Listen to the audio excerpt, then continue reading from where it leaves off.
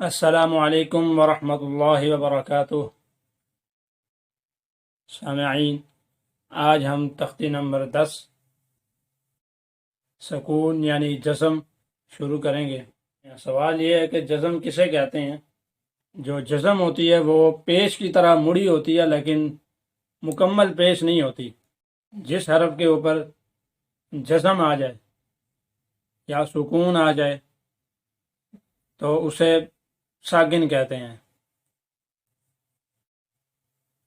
یعنی کہ اگر یا کے اوپر جزم ہوگی تو یا ساکن ہوگا، واو کے اوپر جزم ہوگی تو واو ساکن ہوگا، اسی طرح دوسرے الفاظ بھی۔ جزم والے حروف کو پیچھے والے حروف کے ساتھ ملا کے پڑھتے ہیں،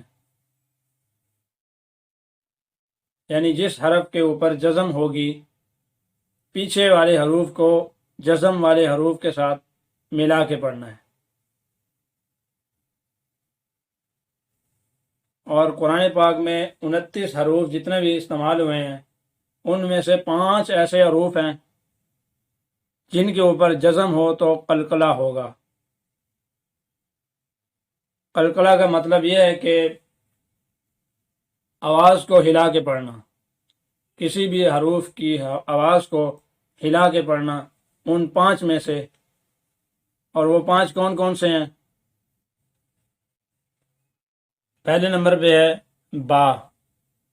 با کے اوپر اگر جزم ہوگی تو اس پر بھی قلقلہ ہوگا۔ اس کے علاوہ جیم، دال، تو اور قوف، ان میں سے کسی بھی حروف کے اوپر، ان 5 میں سے با، جیم، دال، تو اور قوف میں سے کسی بھی حروف پر جزم ہوگی تو اس پر قلقلہ ہوگا۔ تو سامعین اب چلتے ہیں اپنے سبق کی طرف۔ اعوذ باللہ من الشیطان الرجیم، بسم اللہ الرحمن الرحیم۔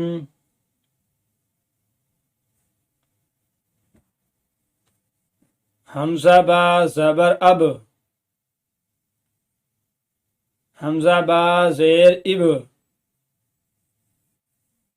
حمزہ با پیش اب، اب، اب، اب۔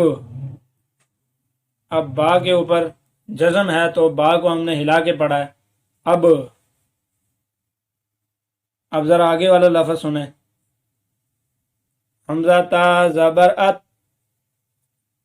حمزہ تا زیر ات، حمزہ تا پیش ات، ات، ات، ات۔ حمزہ ثا زبر اث، حمزہ ثا زیر اث، حمزہ ثا پیش اس، اس، اس، اس۔ اب جیم پر پھر قلقلہ ہوگا، حمزہ جیم زبر اج، حمزہ جیم زیر اج، حمزہ جیم پیش اج، اج، اج، اج۔ حمزہ حا زبر اح، حمزہ حا زیر اح، حمزہ حا پیش اح، اح، اح، اح۔ حمزہ خا زبر اخ، حمزہ خا زیر اخ، حمزہ خا پیش اخ، اخ، اخ، اخ۔ حمزہ خا زبر اخ ہوگا، حمزہ خا زبر اخو، یہ غلط ہے، تو اس چیز کا دھیان رکھیے گا۔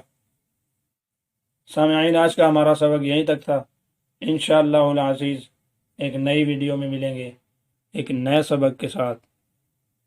اجازت دیجیے۔ السلام علیکم ورحمۃ اللہ وبرکاتہ۔